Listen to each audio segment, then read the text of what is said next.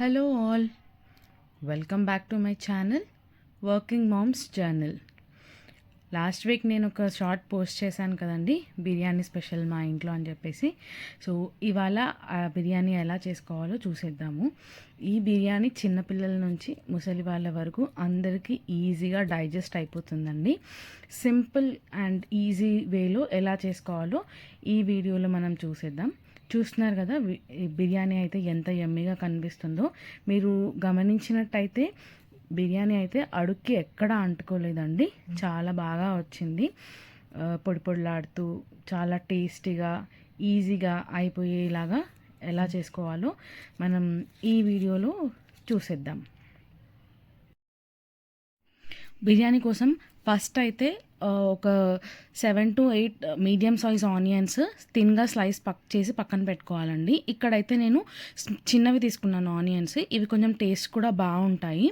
So first అయితే ఇలాగా చాలా థిన్ స్లైసెస్ చేసి పక్కన పెట్టుకోవాలి, ఎందుకంటే మనకు ఫ్రైడ్ ఆనియన్స్ కోసం ఇలా థిన్గా స్లైస్ చేసి పెట్టుకుంటే ఈజీగా ఫ్రై అయిపోతాయి.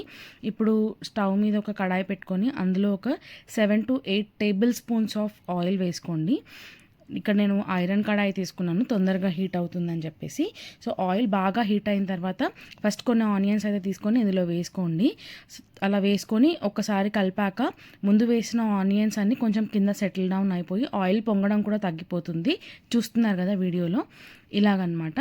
సో దీని తర్వాత ఇందాక ఆల్రెడీ కట్ చేసి పెట్టుకున్నాం కదా, ఓవరాల్గా కట్ చేసి పెట్టుకున్న వాటిలో ఒక హాఫ్ ఆనియన్స్ మనం ఫ్రై చేసి పక్కన పెట్టుకోవాలన్నమాట. సో చూస్తున్నారు కదా ఆనియన్ వాల్యూమ్ అనేది ఎంత తగ్గిపోయిందో. సో మంచిగా ఇలా ఫ్రై అవుతున్నాయి కదా అని మనం అలా వదిలేయకూడదండి. అలా వదిలేస్తే సైడ్స్లో అంతా మాడిపోయి మధ్యలో అంతా అలానే ఉండిపోతుంది. సో కలుపుతూ ఉండాలన్నమాట, చూస్తూ ఉండాలి. ఆనియన్స్ ఫ్రై చేసుకోవడానికి కొంచెం పేషెన్స్ కావాలి. సో ఇలాగ ఫ్రై అవుతున్నాయి కదా, ఈ పాయింట్లో తీసేసుకోవాలి. ఎందుకు అంటే ఆనియన్లోకి ఆల్రెడీ హీటెడ్ ఆయిల్ ఉంటుంది కాబట్టి మనం పక్కన పెట్టేసుకున్నప్పుడు ఆ హీట్ వల్ల ఇంకొంచెం కలర్ చేంజ్ అయిపోతాయి అన్నమాట. సో మరీ మొత్తం బ్రౌన్ అయ్యాక తీసి పక్కన పెట్టుకుంటే మాడిపోయే ఛాన్సెస్ ఉంటాయి. సో నెక్స్ట్ అయితే ఇక్కడ నేను 1.5 kg చికెన్ తీసుకున్నాను. ఇందులోకి ఒక 5 tablespoons of chilli powder తీసుకున్నాను. ఈ చిల్లీ పౌడర్ వచ్చేసి మాకు చాలా కారమే ఉందండి, కొత్త కారము. సో ఈ కారం వేసుకున్నాను 5 tablespoons and 2 tablespoons of ginger garlic paste. Next వచ్చేసి ఒక 2.5 టేబుల్ స్పూన్స్ ఆఫ్ సాల్ట్ వేసుకున్నాను. ఇక్కడ నేను పింక్ సాల్ట్ తీసుకున్నాను, ఇట్స్ యువర్ చాయిస్. మీరు కావాలంటే వైట్ సాల్ట్ కూడా తీసుకోవచ్చు. నెక్స్ట్ ఇందులోకి ఒక 1/2 టీ స్పూన్ పసుపు వేసుకుంటున్నాను. అండ్ ఇందాక ఫ్రై చేసి పెట్టుకున్నాం కదా ఆనియన్స్, అందులో ఒక 3/4 ఆనియన్స్ తీసుకొని కొంచెం క్రష్ చేస్తూ ఇందులోకి వేసుకోండి. ఇలా అన్నమాట. వేసుకున్న తర్వాత కొన్ని పక్కకు తీసి పెట్టేసుకోండి, ఒక 1/4 అని పక్కన పెట్టుకోండి. నెక్స్ట్ వచ్చేసి ఒక 5 లెమన్స్ జ్యూస్ తీసి పక్కన పెట్టుకోండి. ఇలాగ నేను స్ట్రెయిన్ చేసుకుంటున్నాను. 5 లెమన్స్ జ్యూస్ తీసుకున్నది మంచిగా ఇలా స్ట్రెయిన్ చేసుకొని గింజలు అవి రాకుండా పక్కన పెట్టుకోండి. నెక్స్ట్ వచ్చేసి ఇది ఎవరెస్ట్ షాహీ బిర్యానీ మసాలా అండి. ఇదైతే ఖచ్చితంగా వేయాలి, ఎందుకంటే మనకి రెస్టారెంట్ స్టైల్ టేస్ట్ రావాలి అంటే ఇది వేసుకోవాలి. ఒక 2 టేబుల్ స్పూన్స్ వేసుకున్నాను నేను. దెన్ ఒక 1 టేబుల్ స్పూన్ అంతా చికెన్ మసాలా. ఇవన్నీ వేసుకొని మంచిగా చికెన్ అంతా మ్యారినేషన్ కోసం బాగా మిక్స్ చేసుకోవాలండి. ప్రతి ఒక్క ముక్కకి మంచిగా ఉప్పు కారం అనేది బాగా పట్టాలి. చూసారు కదా, ఇందాక కొన్ని పచ్చి ఆనియన్ కూడా వేసుకున్నాను నేను. కొన్ని వేసుకొని బాగా మసాజ్ చేయాలి. ఈచ్ అండ్ ఎవ్రీ పీస్కి ఉప్పు కారం మనం వేసిన మసాలాస్ అన్నీ బాగా పట్టాలన్నమాట.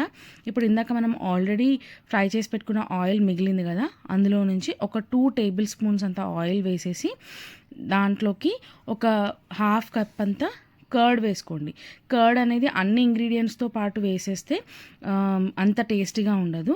సో ఇక్కడ వచ్చేసి నేను 1.5 kg బాస్మతి రైస్ తీసుకొని కడిగి పక్కన పెట్టేసుకుంటున్నా వాటర్ పోసేసి. సో నెక్స్ట్ ప్రాసెస్ వచ్చేసి ఒక పెద్ద గిన్నెలో వాటర్ తీసుకోండి, చాలా ఎక్కువ వాటర్ తీసుకోండి.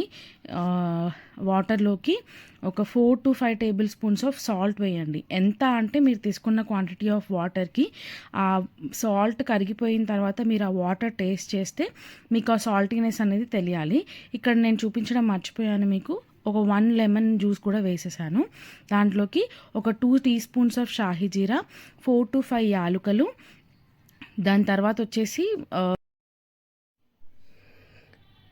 ఒక నల్ల యాలుక కొంచెం ఇలా ఓపెన్ చేసి వేసేసుకోండి. నెక్స్ట్ వచ్చేసి ఒక 7 to 8 మిరియాలు, దాని తర్వాత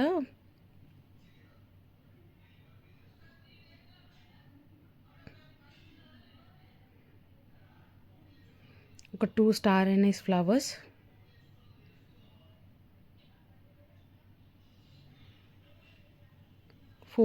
7 to 8 లవంగాలు,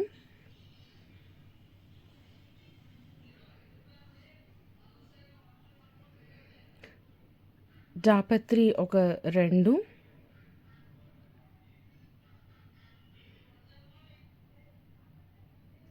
బిర్యానీ ఆకు 2, దాల్చిన చెక్క 1 ఇంచ్ అంతా.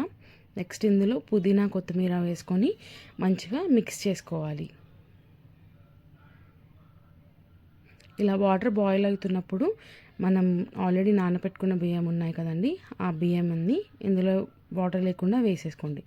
ఇప్పుడైతే నేను ఆ గిన్నె పక్కన వేరే స్టవ్ మీద పెట్టుకొని ఈ స్టవ్ మీద ఒక పెద్ద గిన్నె పెట్టుకొని, బిర్యానీ అయితే మనం ఎందులో అయితే చేయాలనుకుంటున్నామో ఆ గిన్నె పెట్టుకొని, ఇందాక మనం ఆనియన్స్ ఫ్రై చేసుకున్నాక మిగిలాయి కదండి, మిగతా ఆయిల్ అంతా ఇందులో వేసేసుకొని ఫస్ట్ పుదీనా వేసుకున్నాను, తర్వాత ఆనియన్స్ కూడా వేసేసుకొని మంచిగా ఫ్రై అవ్వనివ్వాలి. లైట్గా ఫ్రై అవుతే సరిపోతుందండి, ఎక్కువ ఫ్రై అవ్వాల్సిన అవసరం లేదు.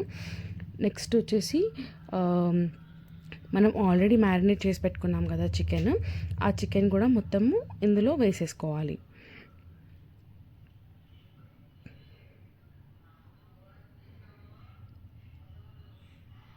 ఇప్పుడు చికెన్ ఆనియన్స్తో పాటు అంతా మంచిగా మిక్స్ చేసుకోండి. ఆల్రెడీ ఇందాక మనం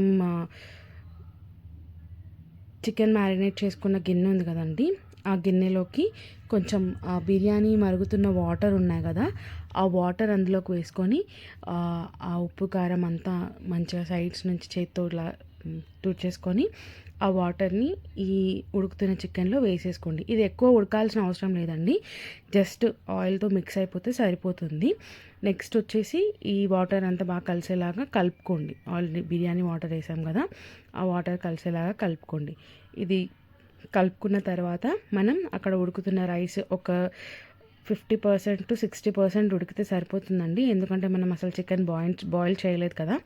సో ఆ చికెన్ అంతా ఉడికే లోపల బిర్యానీ కూడా మంచిగా ఉడికిపోతుంది. సో ఒక 50% ఉడికేలాగా ఉడికిన తర్వాత ఇందులోకి చికెన్లోకి రైస్ అంతా మంచిగా స్ప్రెడ్ చేసుకోండి. అంతా ఒకే దగ్గర కాకుండా నీట్గా స్ప్రెడ్ చేసుకొని పైనుంచి ఒక 2 టీ స్పూన్స్ ఆఫ్ నెయ్యి వేసుకోండి.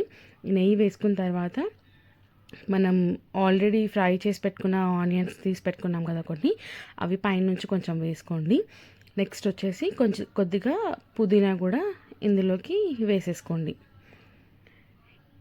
ఇప్పుడు డైరెక్ట్ ఫ్లేమ్ మీద మనం ఇదొక 10 minutes హై ఫ్లేమ్లో దమ్ చేసుకోవాలండి. ఇలా మూత పెట్టేసుకొని ఈ మూత పైన ఇందాక బిర్యానీ రైస్ ఉడికించిన వాటర్ మిగిలాయి కదా, అవన్నీ ఒక వేరే గిన్నెలోకి తీసుకొని ఆ బరువు దీని మీద పెట్టండి. ఒక 10 minutes తర్వాత ఇలాగ ఒక ఐరన్ తవా తీసుకొని ఫ్లేమ్ హైలో పెట్టుకొని మన బిర్యానీ రైస్ వండుకుంటున్న గిన్నె ఉంది కదా, అది దీని మీద పెట్టేసి మళ్ళీ బరువు పెట్టేసేయండి ఆ వాటర్ది ఇలాగా. నెక్స్ట్ ఒక 20 minutes దమ్ చేసేస్తే మీడియం ఫ్లేమ్ మీద మనకి బిర్యానీ అనేది రెడీ అయిపోతుందండి. చూస్తున్నారు కదా, మంచిగా ఇలా పొడి పొడిలాడుతూ వచ్చేస్తుంది, ముక్క కూడా మంచిగా ఉడికిపోతుందండి. చూడండి మంచిగా పొడి పొడిలాడుతుంది. మీకు ఒక పీస్ చూపిస్తాను ఎంత బాగా ఉడికిపోయిందో.